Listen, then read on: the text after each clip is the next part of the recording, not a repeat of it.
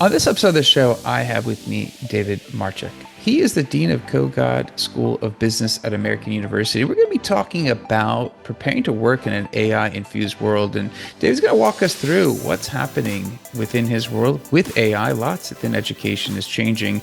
And while obviously you can avoid it, which a lot of schools are trying to, or you can embrace it. David's going to talk us through and walk us through what that means for him and the university. We're going to learn a little bit about how that teachers are actually starting to incorporate AI within their teachings and working with it versus against it. David, thanks for joining him. I'm excited to see how much we can cover here. Thanks for having me. Absolutely. All right. So I guess we're going to be talking about really the educational system and AI. In this case, obviously, American University. You're the Dean of School of Business. I guess tell us a little bit about, before we dive into where you have been heading, tell us a little bit about just traditionally the view of, where these AIs, these Gen AI tools have been seen by the schools. Obviously, they've come on the scene the last couple of years. So tell us how the traditional view has been of these technologies. Well, when AI jumped into the national consciousness, AI has been around forever, as you've covered on your podcast. I've listened to a number of episodes. So, AI, machine learning, it's been around for a long time. But, really it's been in the public consciousness for a year and a half since ChatGPT went wild. And the initial reaction in academia at all levels, high school, college, grad schools, et cetera, was how do we stop this so students don't cheat? What rules can we put in place to block it? And how do we prohibit it? And many schools, high schools, universities, grad schools, law schools are still taking that approach. I have deans from all over the country calling me and college presidents saying, our policy is no AI. Okay. The data shows that pretty much everybody aged 15 to 20 is using AI. So you can't stop it. It's kind of like telling students don't listen to music. What we've done is embrace it under the view that anybody that's Gen Z that goes into the workplace, whether they're 22 and getting their first job out of college, or they're 30 having received an MBA or a law degree or a joint degree, their employers are going to expect them to use it. And it actually clicked in with us when we had a speaker named Brett Wilson speak at our school about 2 years ago. He's the CEO of a company called Swift Ventures, which is a venture capital firm in San Francisco that invests in AI. And a sophomore raised his hand and said, am I going to be replaced by AI? And the room kind of fell silent. And Brett said, you won't be replaced by AI, but you could be replaced by someone who knows AI if you don't. And at that moment, I said, we have to infuse AI into everything we do. And our faculty responded very, very quickly in an impressive way. Fantastic. I mean, obviously, we do hear about it. I think I mentioned to you previously, my daughter's school, she's still in, lower school. So not at the university level, but they restrict it heavily. But also we know almost every kid somehow figures a way of using ChatGPT. It is inevitable.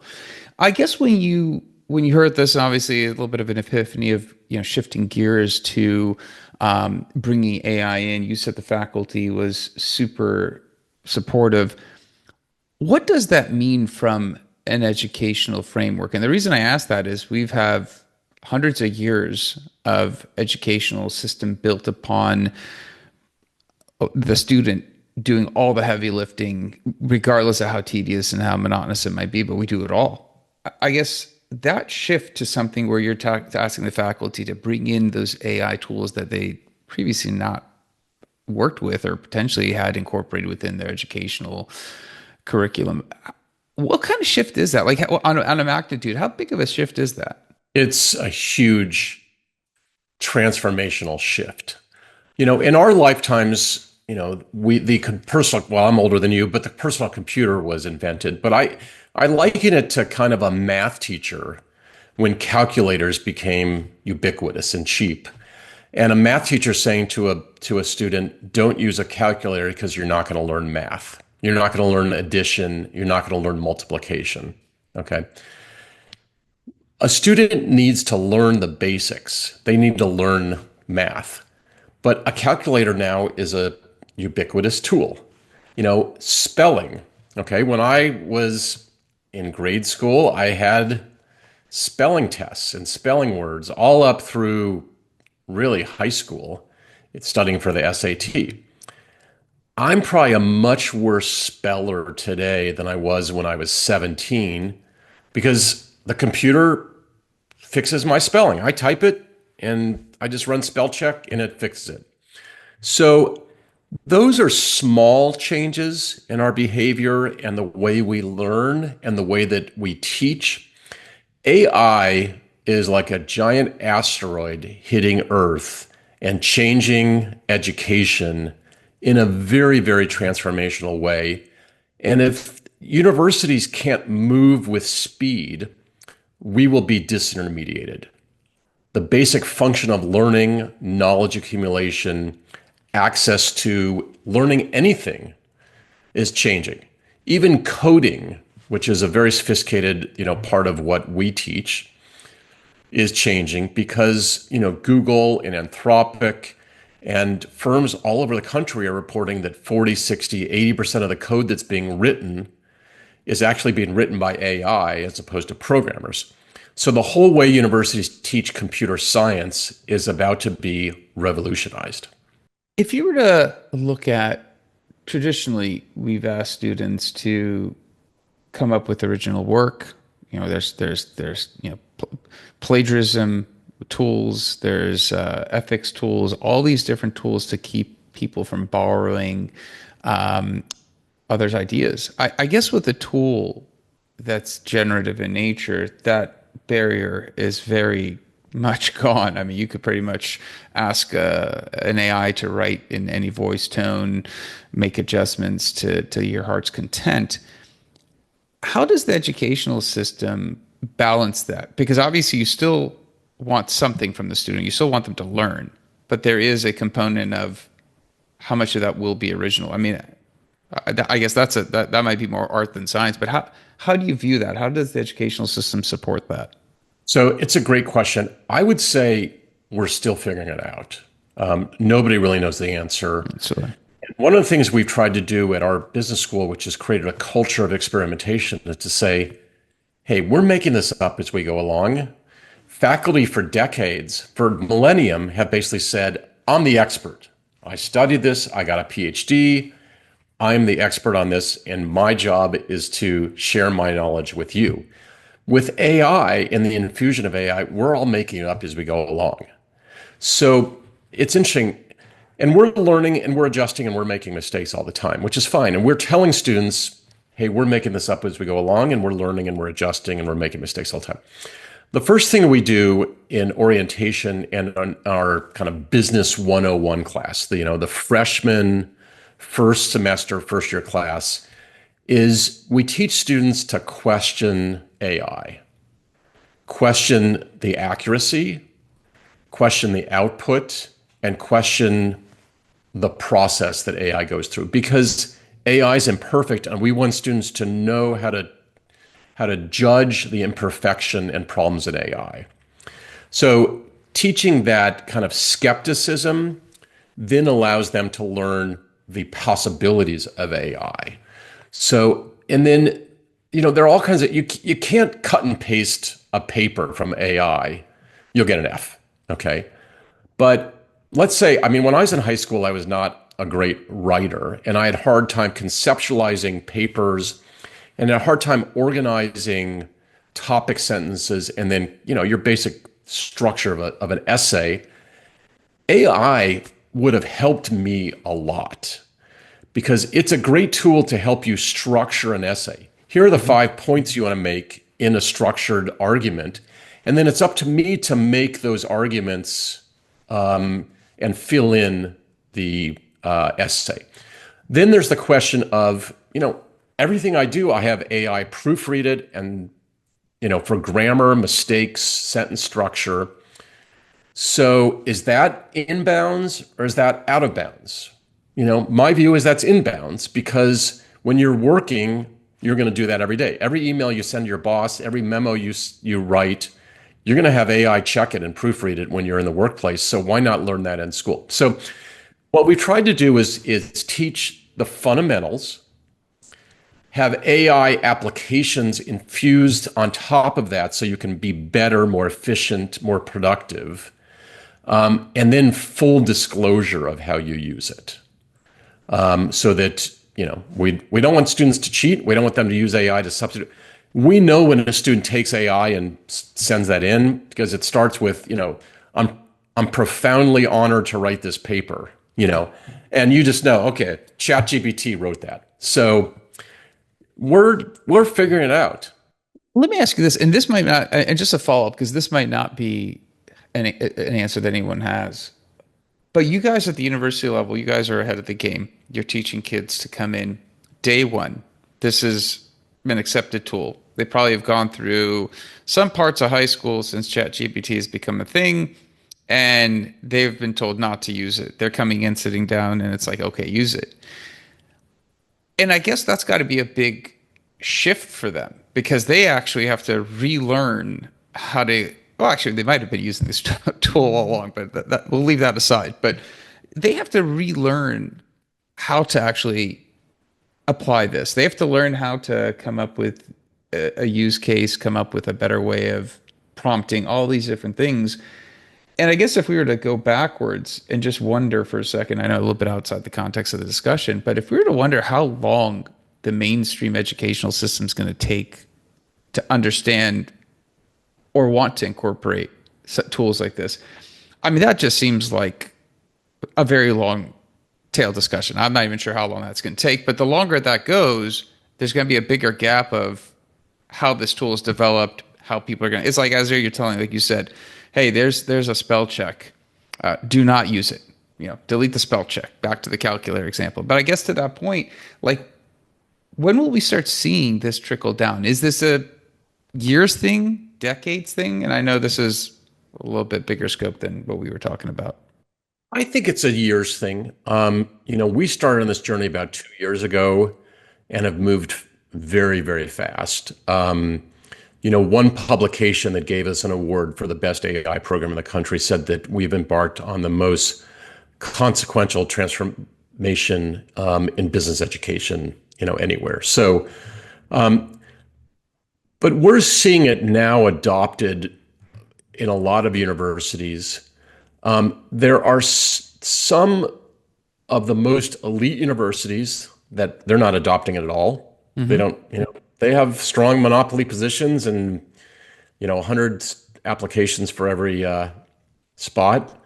And they feel like they don't need to move. And then some large public institutions where they're just too, I would say, bureaucratic to move. But we're seeing, I would say in the last 6 months, fairly rapid adoption and movement in business schools and in engineering schools.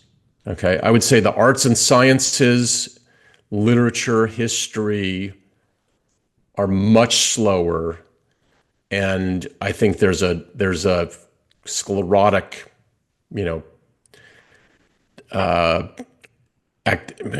attribute of the faculty there. So I think different parts of universities are moving faster. In general, business schools and engineering schools are farther ahead.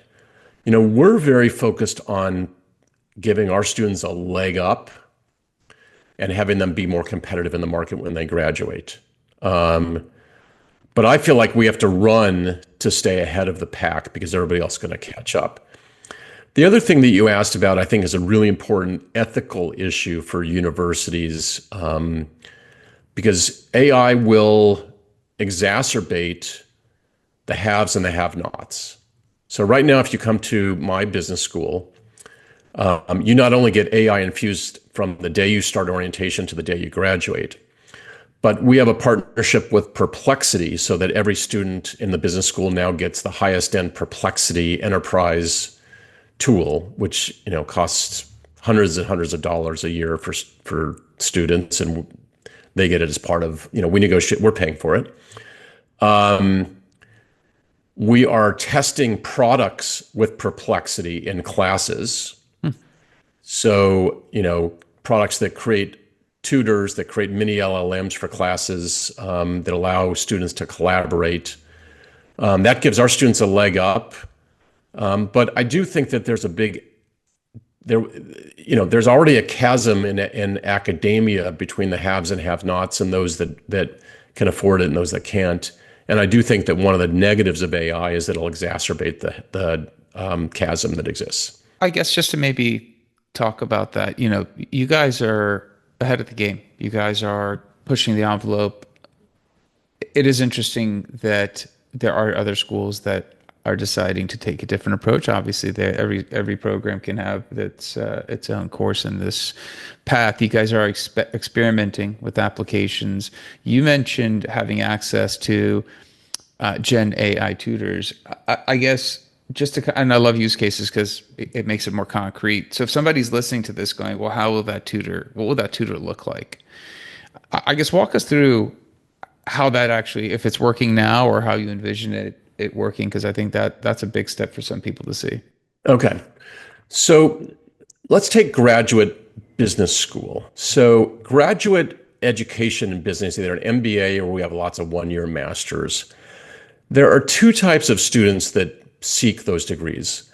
Number one is students that are in a profession where they think additional training and additional credentialing will accelerate their rise and accelerate their employment, accelerate their compensation.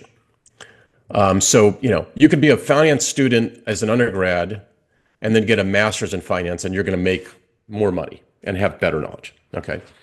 Then yesterday I was with a student who was like a lit major and she is studying finance. And she said she was having she was really struggling in the heavy quantitative finance classes.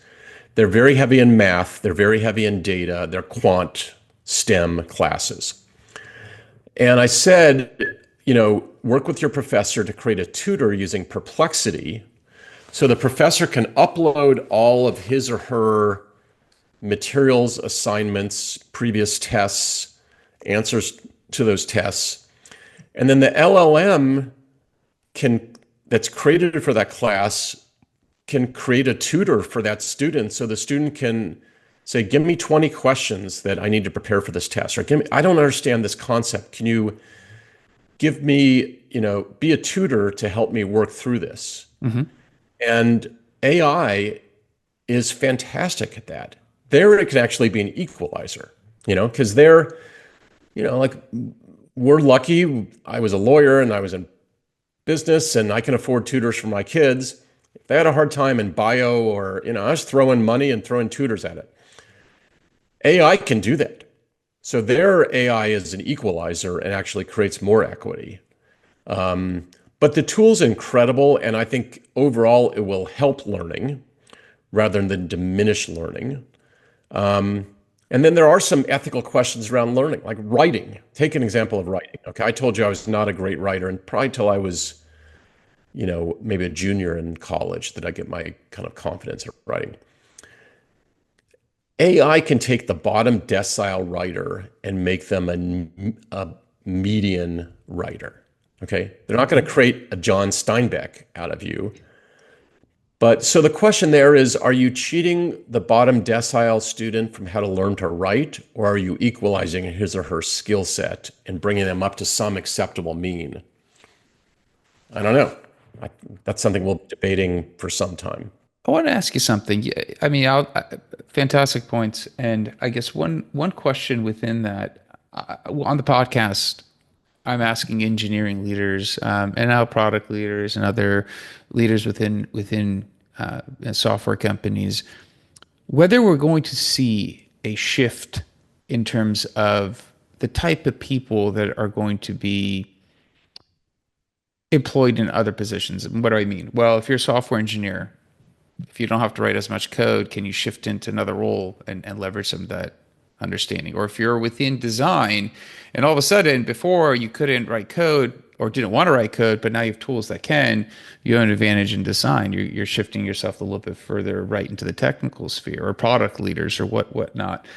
in the case of, somebody who might not understand accounting finance as well, there are now these AIs that will potentially give you skills or abilities to apply different skills to those, type of areas. I guess as you see students graduate through the program, I know it's still early days, but do you envision people having different options than our traditional, well, I got this accounting degree, I've got to go into, that field versus, well, I have an accounting degree, but with these AI tools, I can actually do different things applying that knowledge. Is that a potential outcome as we see these tools become more common within education? 100%. Let's take the marketing field. Okay. So one of the things that we've done is we have brought in private sector leaders to train our faculty. Okay. Under the theory that our faculty need to be retrained to use AI for their discipline so they can teach students. Okay. So our finance faculty need to learn how to use AI to teach students how to use AI to underwrite an investment, to do fundamental research, to pick a stock. Our marketing faculty need to teach our students how to use AI to do consumer research, to write presentations, to do image creation, to create ideas, to create campaigns. Our accounting faculty, they can teach a student to write an S1 to take a company public, within a matter of days. When I was at Carlisle, it took us 9 months and millions of dollars of legal fees and bankers' fees to write an S1. You could do that in a few days with AI now. So I think that AI can help broaden and deepen skill sets. So let's take a marketing professional. Okay, right now, marketing professionals are very siloed. You're generating imagery or art. You are doing research, or you're in charge of email campaigns or databases or analysis. I think it's going to make a marketing professional able to do it all and to be much more efficient. So just going back to an example, one of the folks that trained our faculty is a fellow named Ira Rubenstein. He's senior VP of marketing for PBS, the public broadcasting system. And he used to be head of marketing for Sony and Marvel. He's one of the best marketing leaders in the world, in the country, really. He's part of the Academy of Motion Pictures.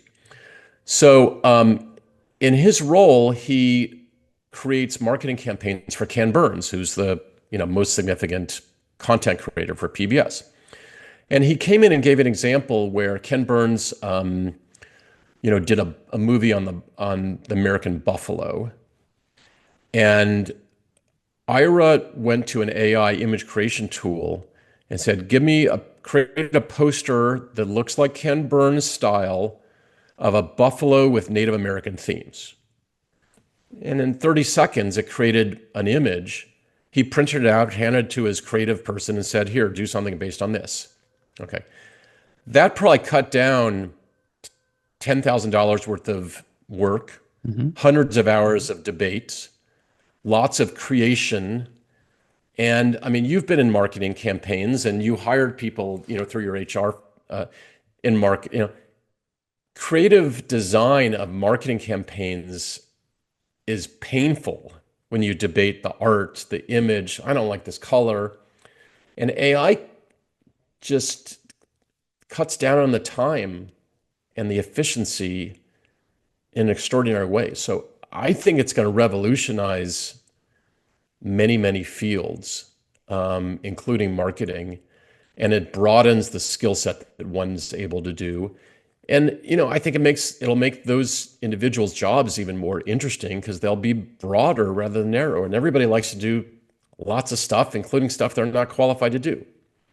That's fantastic. I love that example. That actually brings it all really home as to the core topic and what we've been chatting about. David, if somebody wants to learn more, I mean, we haven't scratched the surface. I'm sure we could talk about this for hours and still have plenty to go. But if somebody does want to learn more about what you're doing, kind of the incorporation of AI within education, some of the things you've mentioned, what is a good way of learning more? Okay, you can go to the traditional source of knowledge, which is do a Google search on Kogod an AI and it'll come to various web pages.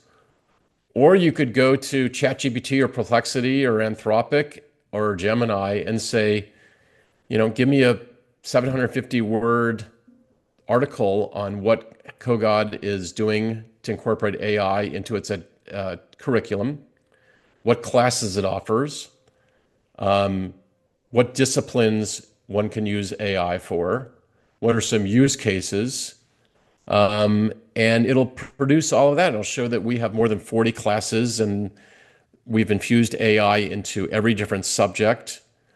It'll show that we've infused AI at the undergraduate and graduate level in core courses and in electives.